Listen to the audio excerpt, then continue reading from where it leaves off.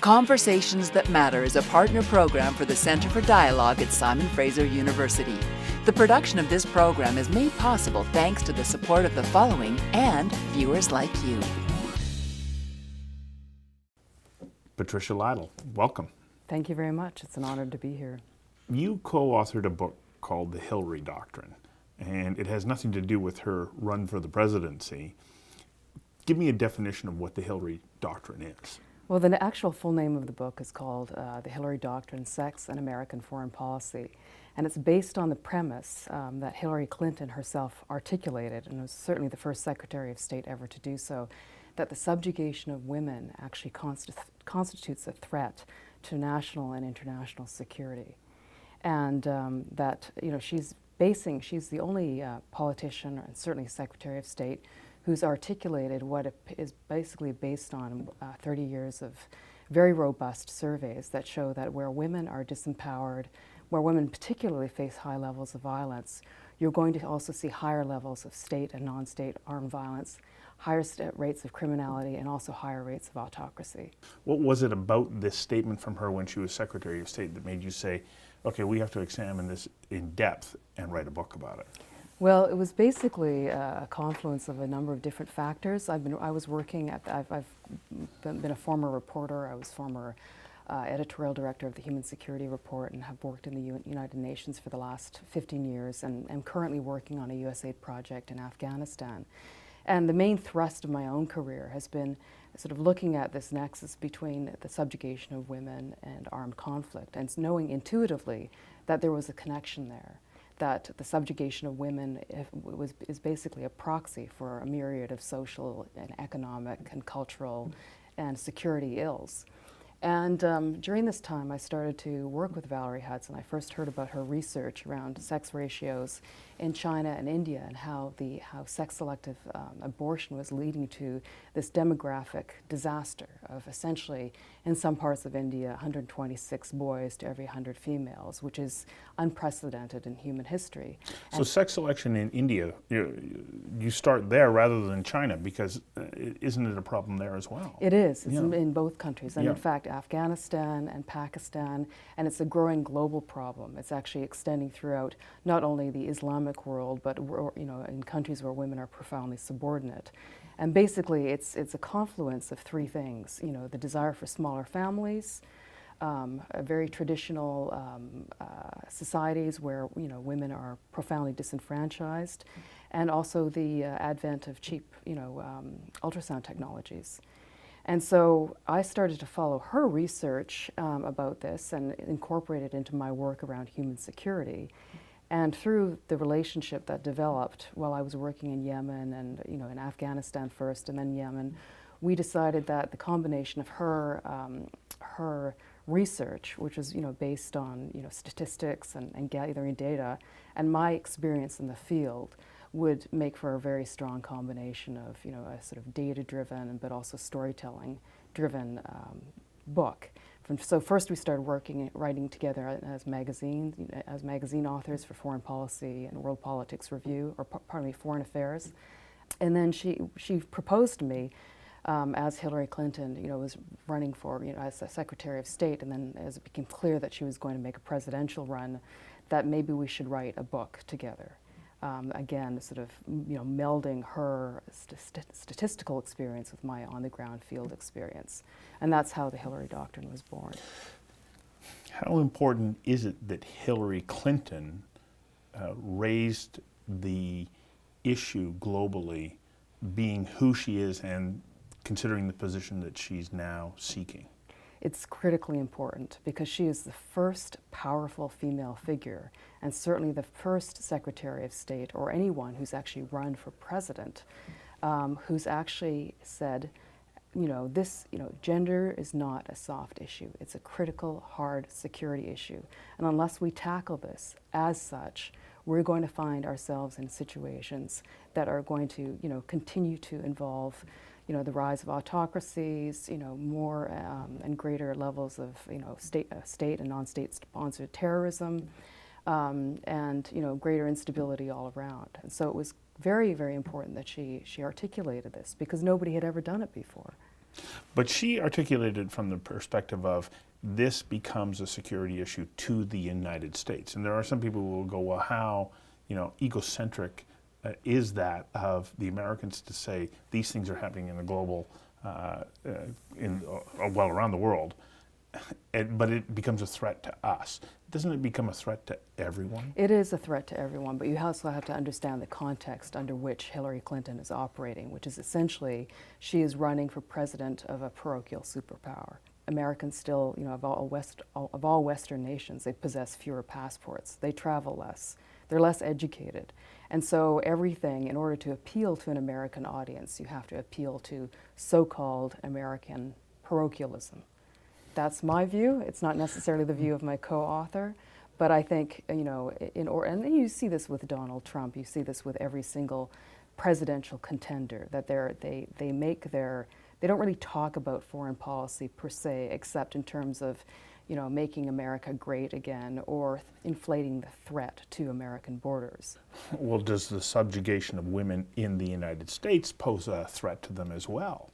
Well, it's quite interesting. There was a recent article in the New York Times that showed that men who engage in massacres and mass murders, whether it be Timothy McVeigh or Omar Mateen in Florida, all of them have a history of domestic violence, which is quite interesting. Yeah. I got to get you to hang on for just a second while we take a quick commercial break. We'll be right back. Conversations That Matter is a not-for-profit program made possible thanks to the charitable support of the following and from viewers like you.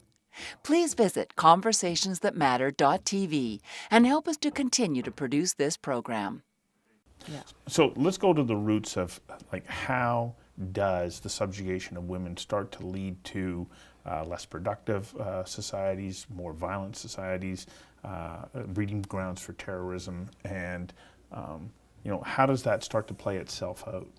Okay, well, it's very, very complex and, far beyond the sort of purview of this particular interview. But basically, our thesis, and again, this is supported by evidence, 30 years worth of evidence, very robust. We're not talking about, ideology here. Mm-hmm. But essentially what happens is that the beginnings of a state more or less occur within the home. So in a society where women are profoundly, again, disenfranchised or subjugated or relegated to the status of third-class citizens, what you're going to see in a family is, a pattern of dominance whereby people, children absorb this kind of way of thinking. Brothers become the enforcers of, against their sisters.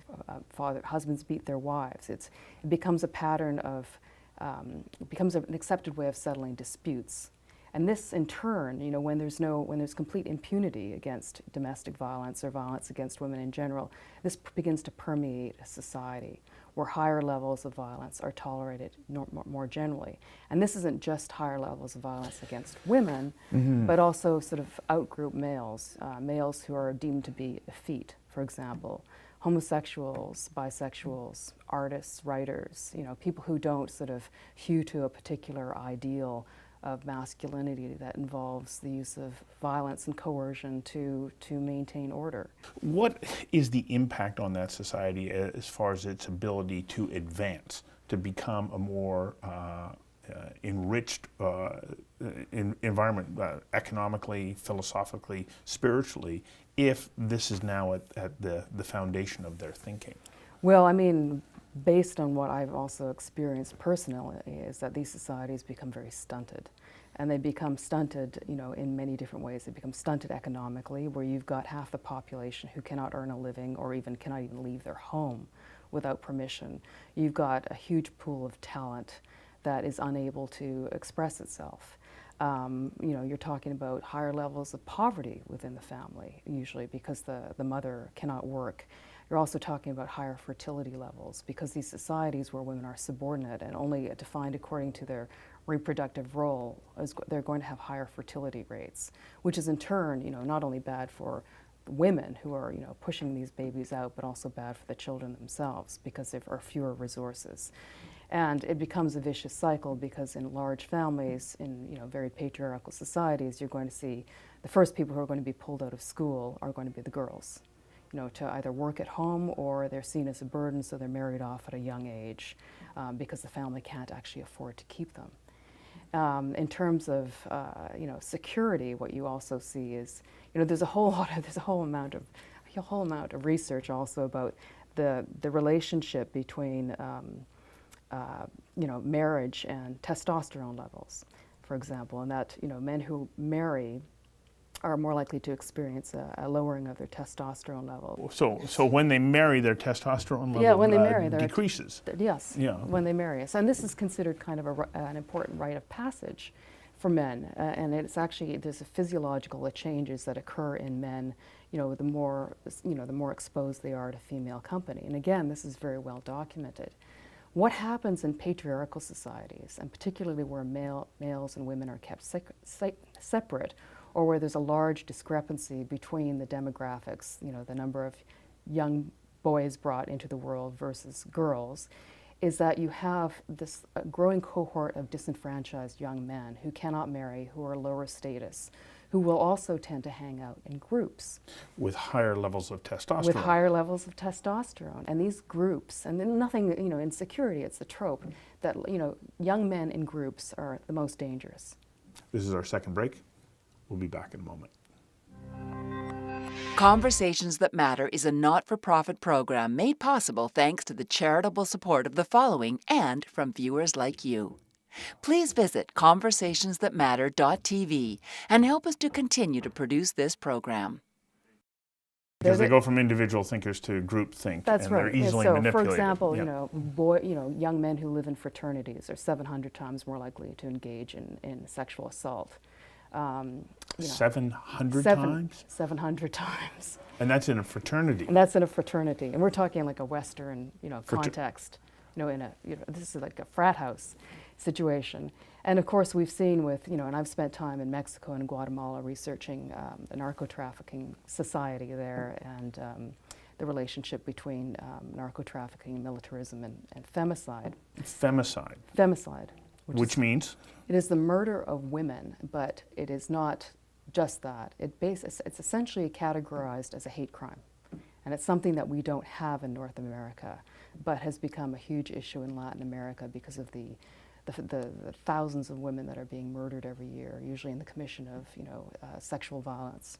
And it's become such an epidemic that there's actually been, there's new laws that actually, basically codify these crimes as hate crimes against women, and they're called femicides because women are being murdered for no other reason than they're women. Particularly Central America, we're looking at an increase in femicides of 23% every year since 2006. Every year? Every year. We're talking Mexico, we're talking El Salvador, Guatemala, Honduras, Venezuela. Caracas is now one of the most murderous cities in the world. But it's a phenomenon that's occurring throughout Latin America. And that's why human rights advocates have been pushing for the special laws that will treat the murders, particularly murders of women that involve sexual violence or domestic violence, as hate crimes. So what happens in these countries where we see the balance between the number of women and men, as you say, getting up to 125, 126 men for every 100 women? You've got a significant portion of the population who are now, as you pointed out, roaming around with increased levels of testosterone.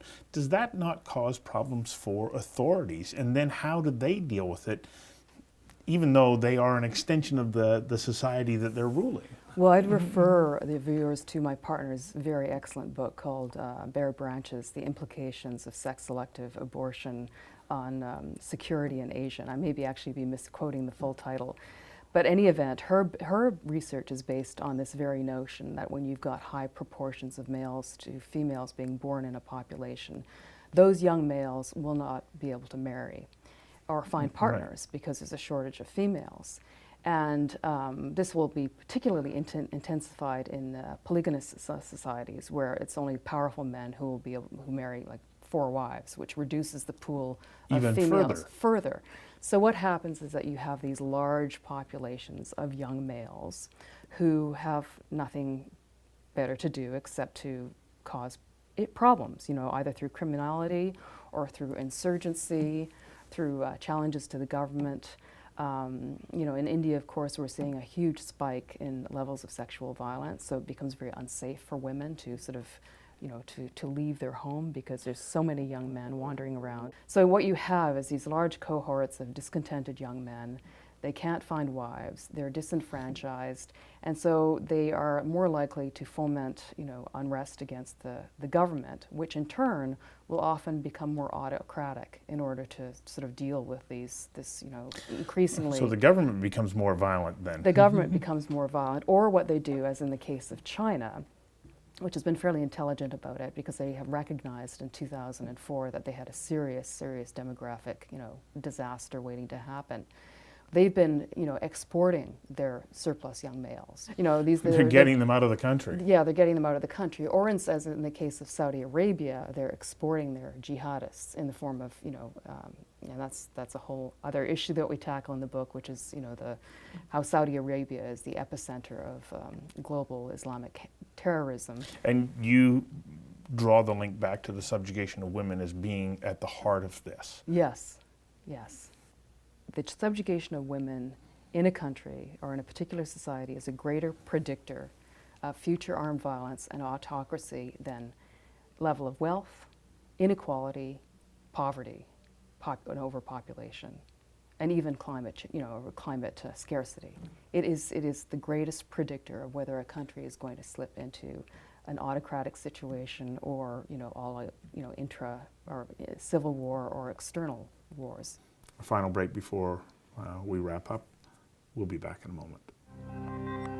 Conversations That Matter is a not-for-profit program made possible thanks to the charitable support of the following and from viewers like you.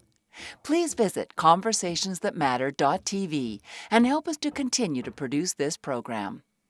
So within these societies, like from my perspective, you know, I live here in this lovely place that we call Vancouver. I think, well, am I not going to have a better life if I can and have an opportunity to have a partner, a female partner, which is, I think, a part of life's path that we couple up. If I learn how to treat women nicer, better, with respect, give them access to opportunity and so on. And yet you're telling me that these groups actually bond around the idea of like further subjugation of women in the hopes that it's going to get them what they want. In countries where you know, your bonds with your males are paramount, you're going to bond with other men through the subjugation of women. For example, you know, sexual violence in war is a huge problem. And, you know, you see men gang raping women as a form of male bonding. It's comparable. As a form of bonding. With each other. It's comparable to, you know, and I say this, but it's kind of true, of passing around a beer. That's what it's like. I mean, that's basically the way they think. So a woman, it's so difficult for me to comprehend because it's so far outside of my thinking that it's hard to grasp, and it's deeply troubling, of course. Yeah, but you know, it's not just, you know, confined to countries such as, you know, Syria or Afghanistan or India. You know, we talk, you know, I've referred earlier to the fraternity or frat houses, right. You know, where, you know, young men are 700 times more likely to commit a sexual assault. It's the same kind of thinking, where you've got young men who are performing for each other and bonding with each other, and those relationships are the most paramount. Well, we're not clear of that in Canada either. If we take a look at the situation with missing and murdered Indigenous women, you have to say, why is that acceptable? Why is it that in our society we were so slow to respond to that? Are we guilty as well? Yes, we definitely are. I mean, when you look at the situation of missing and murdered women, which from what I was reading recently, the tally is up to 4,000, and since I can't remember when it started, but that is, you know, in terms of our population, that's pretty shocking. And the fact that most of these crimes remain unsolved, that these women were Indigenous, so an outgroup anyhow, already marginalized, that they were women, you know, is just shocking. And also the police behavior around the investigations of these crimes, which was more or less to dismiss these women as, you know, whether they were sex workers or not, to dismiss them, you know, as sex workers and therefore, you know, a second order of humanity, not worth, you know, their deaths and disappearances were not accorded the kind of investigative procedures that they required. So what do we do about this? How do we start to turn the tide in another direction? Like, I had hoped over the last 50 to 100 years that the world was moving in a better direction, and yet so many of the trends that I see right now are troubling, despite the fact that there have been so many advances in inclusive thinking. Well, the advances in inclusive thinking, I've noticed, don't seem to include women. There's been huge strides when it comes to, you know, gay rights, you know, LGBT rights. You know, Obama, you know, when Russia, you know, brought in new laws around, you know, the dissemination of, you know, so-called, you know, gay media or gay propaganda, he spoke out against it. And yet, you know, when other nations, you know, crack down on women's groups and women's rights or repeal their rights, there's silence from the White House altogether. So, you know, you have to wonder, you know, how much progress are being made, and why women's rights are still, you know, stalling. But I would say it has to do with the deeply entrenched nature of misogyny and gender inequality. And, you know, what we're experiencing now, I believe, in the United States is essentially a backlash. So is it essential that all of us who care about this speak up? Absolutely, and people don't. You know, I was teaching at Michigan State University last semester, or not last semester, about a year ago, and I found it fascinating how few of my students were willing to admit that they were feminists. And of course, you know, I did the usual thing. I defined what a feminist was, but didn't tell them that that's what a feminist was. And then I asked them, you know, so how many of you believe in, you know, that men and women should enjoy equal rights under the law and equal opportunity? Most of their hands shot up, but they would never identify as being feminist. That was somehow considered shameful and a feat.